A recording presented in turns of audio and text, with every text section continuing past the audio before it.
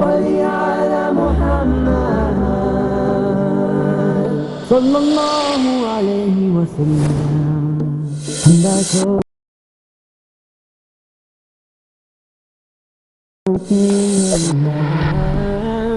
told my eyes, and I'm running alone. Assalamu alaikum wa rahmatullahi wa barakatuhu. I welcome you to another episode of our series Stories from the Seerah, Lessons and Morals. I am your host, Yasir Qadi. In our previous episode, we had discussed the story of the emigration to Abyssinia. And this was brought about by the persecution of the Quraysh upon the Muslims. This persecution became more and more severe until it reached one of its worst periods, in a period that is called the boycott. And what made this boycott even more with the Muslims was the conversion of two people to Islam. Both of these people were senior people in Mecca, and they converted one after the other. And when they converted, the Quraysh, their anger kept on getting more and more and more, until finally they reached this conclusion of the boycott. So let us talk about the conversion of these two people, and then the boycott and how it was broken. The two people who converted first were Hamza ibn Abdul Muttalib. Hamza, the uncle of the Prophet ﷺ, meaning his father figure of the Quraysh. And the conversion of Hamza was a very interesting story, in that Hamza did not think about Islam and rationalize, and no, rather he converted on an emotional basis. He converted out of pure emotion and not out of an intellectual quest. What happened was, in the 6th year of the da'wah, the 6th year after the coming of the prophethood, after the revelation of Iqra, the Prophet ﷺ was sitting in front of the Kaaba, and Hamza was away on an expedition. And Abu Jahl is the worst of all of the people of Mecca. Abu Jahl is the Fir'aun of this ummah. That's what the Prophet ﷺ said. He is the Pharaoh of this ummah. Abu Jahl saw the Prophet ﷺ sitting in front of the Kaaba. And so publicly, he stood in front of him, and he began cursing him and heaping ridicule on him and making fun of him and saying the worst things any person can say to another person. And all the while, the Prophet ﷺ was sitting quietly, not responding, not saying anything back. And so the provocation, he just left. But it was public news now. This happened in public. Everybody had seen Abu Jahl curse and ridicule and make fun of the Prophet ﷺ. And the people of the Quraysh, especially the Banu Hashim, and that is being the tribe of the Prophet ﷺ, they were insulted, because Abu Jahl was not from the Banu Hashim. Abu Jahl was not from that very tribe that the Prophet ﷺ was from. And so the tribe of Banu Hashim was insulted. How could another person have insulted one of our own members? Even though they were not Muslim, many of them. When Hamza returned, the women of his house, what type of leader are you when your own nephew can be insulted in public by another person, Abu Jahl, and nobody responds to him, nobody helps him? You see, they were so engrossed in their tribalism that they even forgot about Islam or Kufr. They don't care about it. They're just, this is my tribe. This is tribalism, my caste, my ethnicity. How could another person have spoken bad of somebody of my caste, of my tribe? And this is the Jahili mentality, where you value blood more than you value religion. And so the women made fun of Hamza, and they said, what type of uncle are you? What type of the Prophet ﷺ? He was the one who was physically the most powerful, bulky, very powerful, very strong, very muscular, well known and feared in Mecca for being a very strong person. And so Hamza, when he heard this, he said, who has done this? They said, Abu Jahl. He said, was this done in public? They said, of course it was done in public. Everybody saw what was happening. So Hamza became so enraged, he became so insulted, that he marched immediately to the Kaaba, where all of the Quraysh were sitting, and Abu Jahl was there as well. and he took out his bow. He took out the bow that he uses and he smashed it into the face of Abu Jahl until blood began to flow from his face. And he began to beat up Abu Jahl physically. And in his emotion, in his rage, something blurted out which he wasn't thinking about. And he said, even though I am a follower of his religion. And this was a shock and this was a surprise to him as much as it was to everybody else. Hamza was not a Muslim until this point. And it was not something he was planning to announce. But in his emotionalism, he wanted to get angry at Abu Jahl. And so he just blurted out, even though I am a follower of his religion as well, I believe in his religion. And of course, when he said it in a strange way, and of course after that Islam entered his heart and he became a firm Muslim until he died a shaheed in the battle of Uhud. And the Prophet ﷺ said, he is the leader of all shaheeds, he is the leader of all martyrs. And his conversion brought about some ease upon the Prophet ﷺ because Hamza was a very respected figure and a very powerful figure.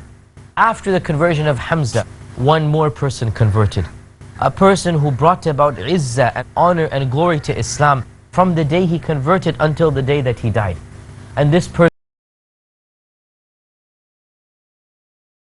was also one of the most powerful people of Mecca in terms of physical strength and also in terms of anger. He was feared and he was considered to be somebody you don't want to mess with. You don't want to get on his bad side, or else Umar ibn al-Khattab will physically take care of you. He will physically come up and beat you.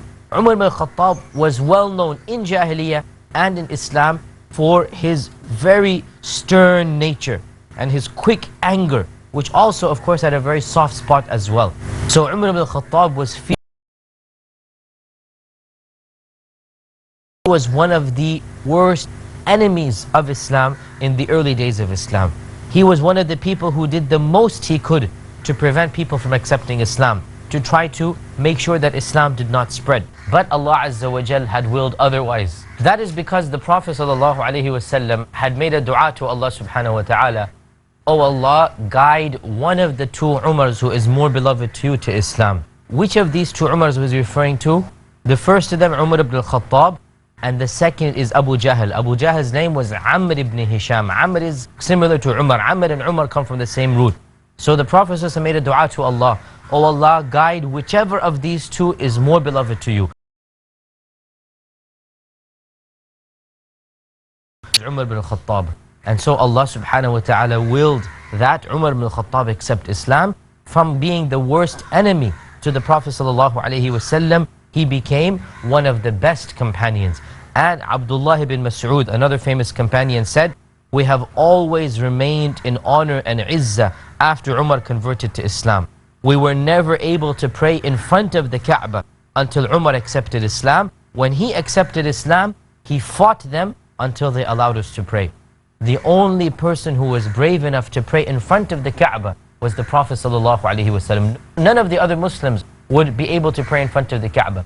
After the conversion of Umar ibn al-Khattab, that was when the Muslims for the first time, and in one book it is even mentioned that Prophet ﷺ recite the Quran. And as he was listening to the recitation, he stopped and he was entranced by what he heard.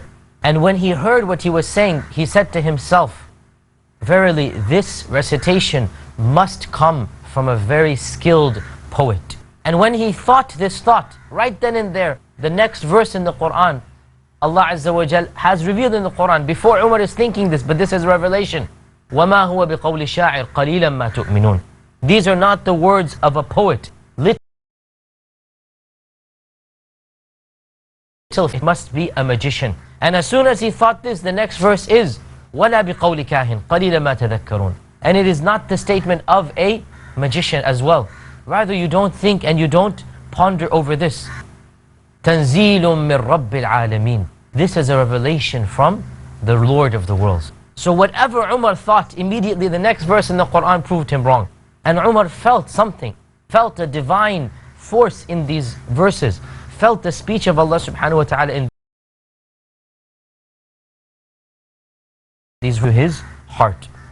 And of course there is a famous story as well with regards to the conversion of Umar, And that is what one day he became so enraged against Islam and against the Prophet ﷺ that he decided to physically go and kill the Prophet ﷺ. And as he was marching to do so with his sword open, then and there somebody stopped him and said, how come you are going to harm the Prophet ﷺ when your own family has converted? Your own sister is a Muslim, and his sister had converted and had not told him of her Islam. And so he marched to his sister's house and he began to fight with her, and he began to get angry at her, so much so that he saw this, he softened his heart as well. And his sister became angry at him. And so he asked his sister, let me read what you are reading. And when he read the Quran, and it was the beginning of Surah Taha, then he was so much affected and he was so much moved that he accepted Islam after that. So the conversion of these two people, Hamza and Umar ibn al-Khattab, it had such a profound impact upon the Quraysh that they became even more and more enraged. And they convened a gathering amongst themselves. And they said, what can we do now to stop the spread of Islam? And they decided to do the worst thing possible. And that was that they would completely boycott and isolate the Banu Hashim until they hand this man over. Talib was the chieftain of the Banu Hashim, and Abu Talib refused, and they decided that if the situation is so bad, they will leave Mecca and they will go and live in a valley that belonged to him. He owned a valley called the Shi'b of Abi Talib, and they decided to live in this valley until the boycott was finished. Now, what was the boycott? The boycott was that nobody will be allowed to sell anything to the Quraysh, or buy anything from them, or marry their daughters to the Quraysh, or have any transactions with them. So the boycott was basically a complete economic boycott.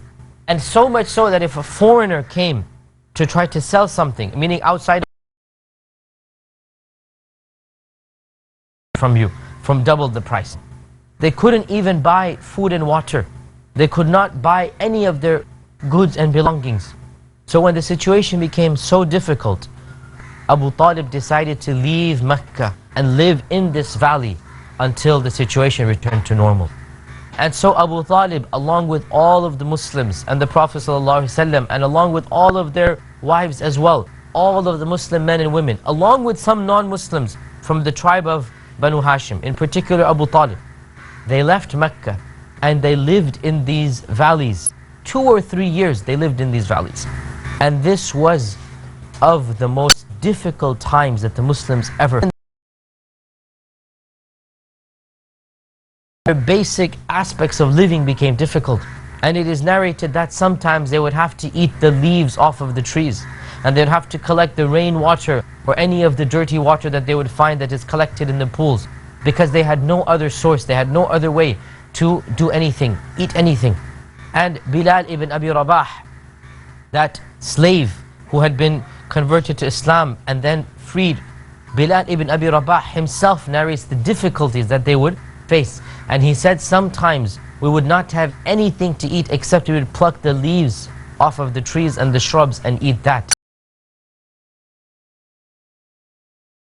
God's past stool, meaning droppings. They would not have any food to eat. How will they form any natural expulsion? And so he said, we would pass stool, we would defecate like the goats defecate, with droppings. We would have nothing to eat.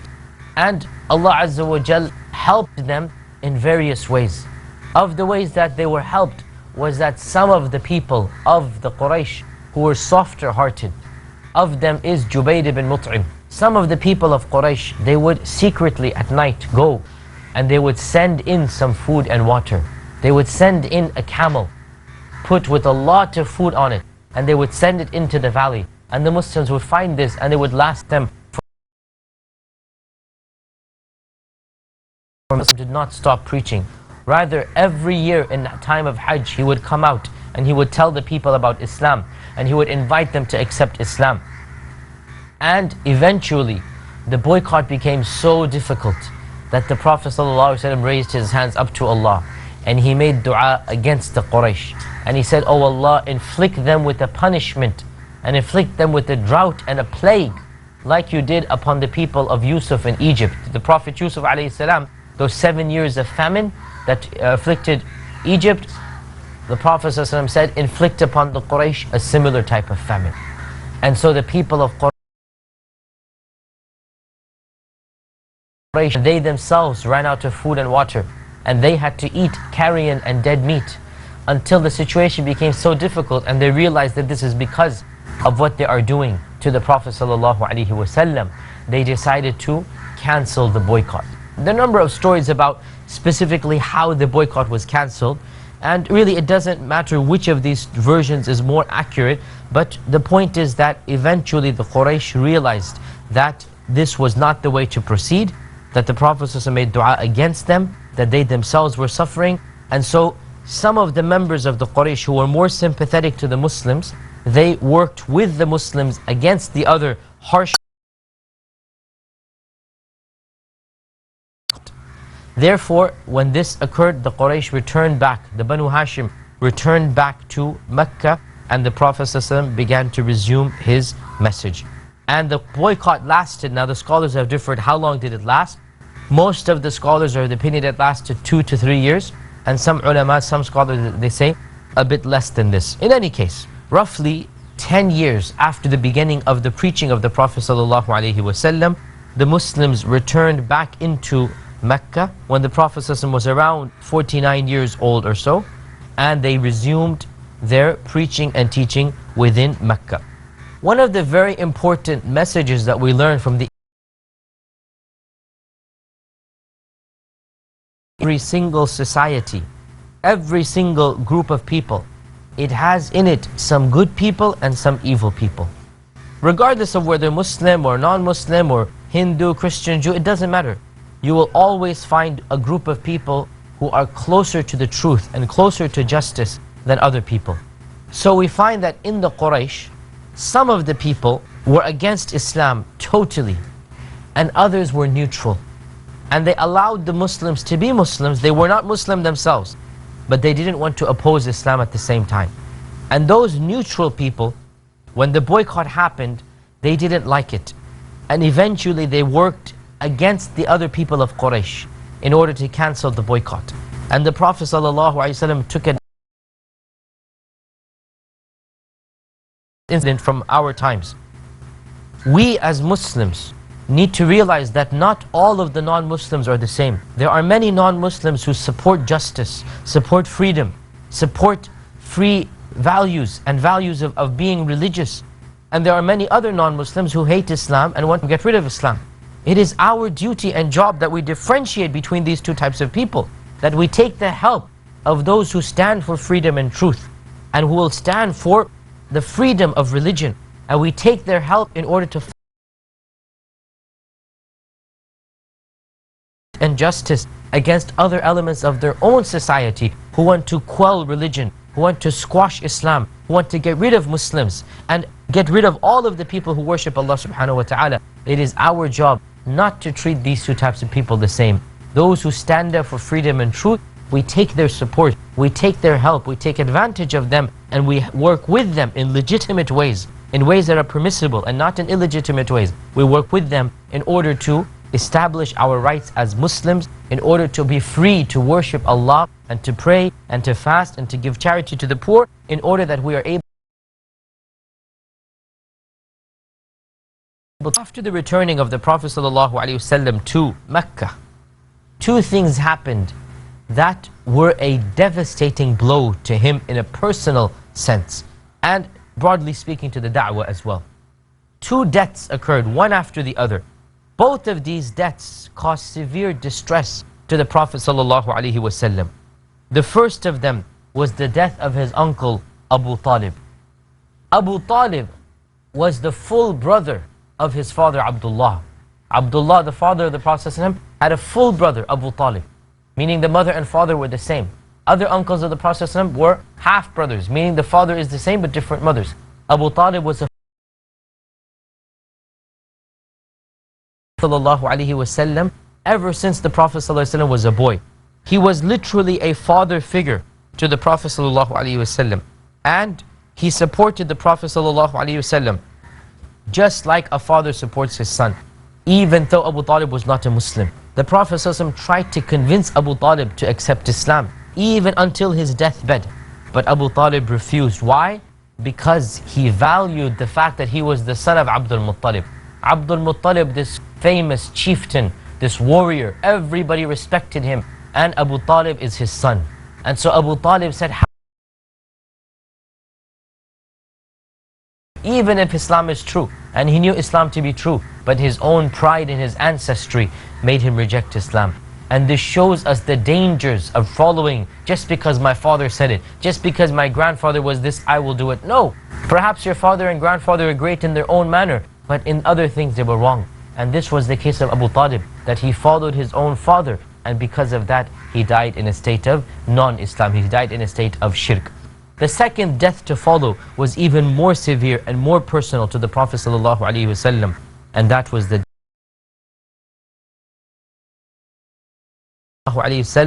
like no other person supported him. Khadija, the first Muslim to believe in the Prophet ﷺ, Khadija, who consoled the Prophet ﷺ, she really and truly was a loving and a supporting wife to the Prophet ﷺ. Abu Talib protected him on the outside, and Khadija gave him the inner support and the moral support that he needed inside of his house. Abu Talib and Khadija put together were the main human beings who supported the Prophet ﷺ, the one of them externally, the one of them internally, and both of them died within the span of a few weeks. Within the span of a few weeks. And the Prophet that this whole year is called the year of sorrow, the year of grief, because the Prophet ﷺ was greatly grieved by the deaths of Abu Talib and the deaths of Khadija. And if that were not enough, then a third incident happened that in some ways even more severe than this, and that is the incident of At-Ta'if, the treatment that the Prophet ﷺ received at the hands of the people of Ta'if. These three incidents, the death of Abu Talib and the death of Khadija and then the incident of At-Ta'if, they all occurred in 1 year. And this really and truly was the most depressing points of the life of the Prophet ﷺ, and that is why the scholars of Islam, they called this year the year of the sorrow. As for the incident of At-Ta'if, it is a very moving incident, and it is a very, very emotional incident, and it is an incident that out of all of the incidents of the Seerah, the Prophet ﷺ himself said, this was the incident that affected me the most. And that is the incident that will be the topic of our discussion, inshaAllah ta'ala, in our next episode. We hope to see you then. Until next time, Assalamu